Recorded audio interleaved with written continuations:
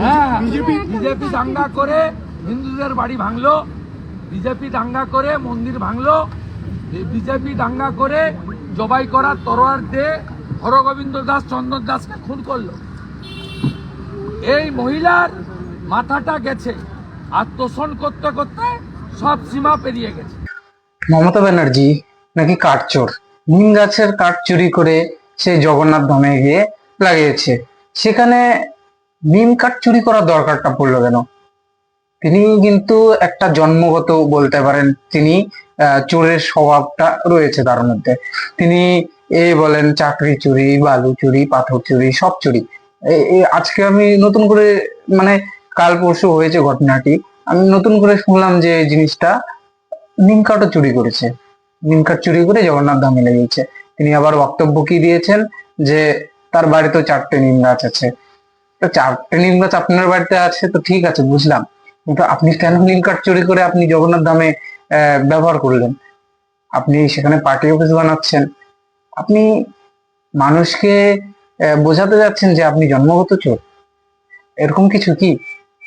এই চুরির স্বভাবটার জন্য কিন্তু শুভেন্দু অধিকারী কি বলছে ইন্টারভিউ আপনাদেরকে আমি দেখাচ্ছি, তারপর আমি বক্তব্যের মধ্যে আসছি যে আমি আমার বক্তব্যটা রাখছি। দেখেন আপনি প্রথমে কি বলছেন।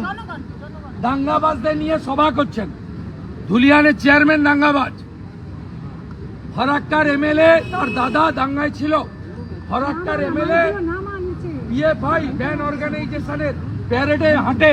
কাকে বলছেন উনি? যার মন্ত্রীর সময় সিদ্দিকুল্লাহ আর ফিরাদ হাকিম, তিনি কাকে বলছেন? মমতা ব্যানার্জি যে নিজেই দাঙ্গার ক্রিয়েটার, প্রোটেক্টর দাঙ্গাবাজ।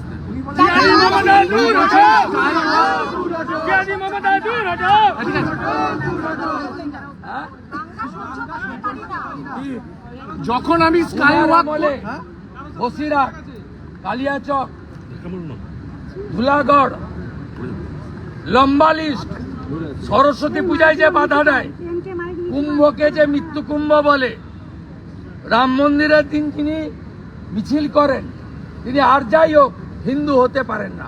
কাঠচোর মমতা।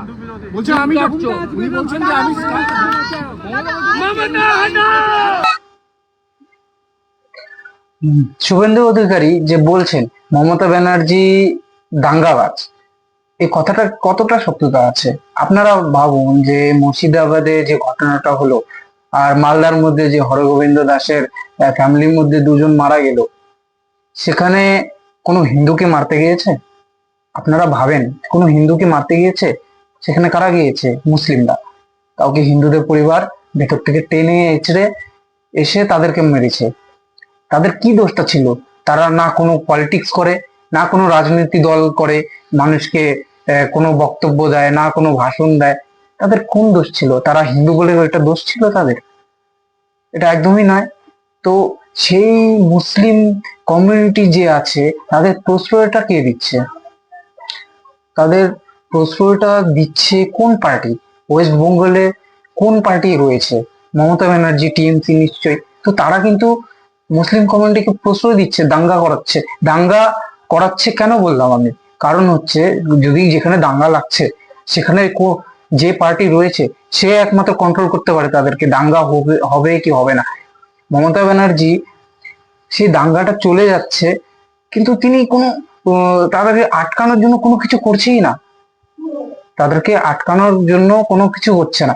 তো তাদেরকে যদি আটকানোর চেষ্টা করতো, বা তাদেরকে কোনো কিছু যদি মুখ্যমন্ত্রী যদি সেখানে পৌঁছে গিয়ে যদি বলতো যে এই দাঙ্গাটা হবে না, বা এখানে কিছু তিনি রুখে দাঁড়াতো ওখানে, তাহলে কিন্তু নিশ্চয়ই এটা হতো না। কিন্তু মুখ্যমন্ত্রী এটা কখনো করবে না, কারণ তার একটা ভোট ব্যাংক আছে। আপনারা ভেবে দেখুন, ভোট ব্যাংকের জন্য কি কেউ এতটা নিচে নামতে পারে? আপনারা এতটা নিচে নামতে পারে? নেমে গেছে, আপনারা দেখেন যে কিভাবে নেমে গেছে। আর এসে একটা বক্তব্য দিয়ে দিচ্ছে, এই করছে। মুর্শিদাবাদের বহরমে ওখানে গিয়ে তিনি স্পিচ দিয়ে দিলেন যে কেন এরকম দাঙ্গা করছো, তোমাদের জন্য আমাকে ধাওয়া খেতে হচ্ছে, এই হচ্ছে, তোমার জন্য মানুষ আমাকে নিয়ে সমালোচনা করছে, এই করছে, ওই করছে। তো আপনি কোনো তাদের এগেনস্টে তো কোনো কিছু বললেনই না, তাদেরকে খালি কি বললেন, একটু ধাওয়া লাগিয়ে দিলেন যে হ্যাঁ তোমাদের জন্য ধাওয়া খেতে হচ্ছে আমাকে। তো আপনাকে দাঙ্গাবাজ শুভেন্দু অধিকারী বলবেন না তো কে বলবে আপনাকে? আপনি কি কোনো ভালো কাজ করেছেন? আপনি বলে যে আপনি দাঙ্গা লাগানোর মতোই কাজ করছেন। আপনি ওয়েস্ট বেঙ্গলে আছেন, মানুষের কত বড় একটা কাটা হয়ে আছেন মানুষই জানে। শুভেন্দু অধিকারী যা যা কথা বলছে, তো তিনি কিন্তু ভুল কিছু বলছে না আমার মতে। তিনি যা বলছে 100% সত্য বলছে। তিনি শুভেন্দু অধিকারী এটাও বললো যে মুর্শিদাবাদে 200 জন লোককে কর্মরত করে দিবে, তাদের কাজ পাইয়ে দিবে। আর আপনি মুখ্যমন্ত্রী হয়ে কি, যে হরগোবিন্দ দাস যে মালদায় আছে, 2 জন মারা গেছে, তাদের পরিবারকে গিয়ে কি 10 লক্ষ টাকা দিন? তাদের প্রাণের দাম কি 10 লক্ষ টাকা? আপনি বলেন 10 লক্ষ টাকা দিয়ে কাউকে মেরে দিলেন, তারপর ওর পরিবারকে গিয়ে 10 লক্ষ টাকা দিচ্ছেন, এটা কি সম্ভব? একজনের 2 জনের প্রাণের দাম কি 10 লক্ষ টাকা হয়?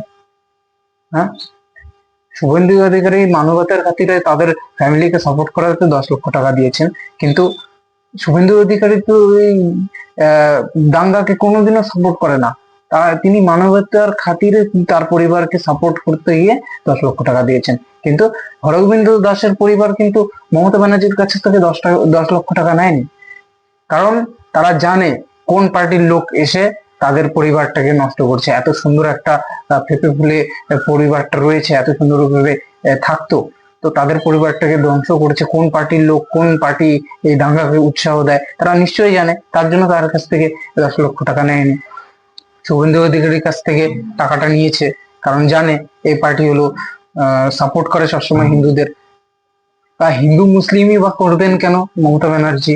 এটা কিন্তু একটা বড় কোশ্চেনের মধ্যে দাঁড়ায়। আপনাদের কি মতামত আছে মমতা ব্যানার্জির উপরে? আর শুভেন্দু অধিকারী যেগুলো দাঙ্গাবাজ বললেন মমতা ব্যানার্জিকে, আপনাদের কি মতামত আছে আপনারা কমেন্টস এর মধ্যে জানান। আর আমি এখানেই বিরতি নিচ্ছি। আমি যা বলবো স্পষ্ট বলবো। আর আপনারা ভালো থাকবেন, সুস্থ থাকবেন আর সঙ্গে থাকবেন।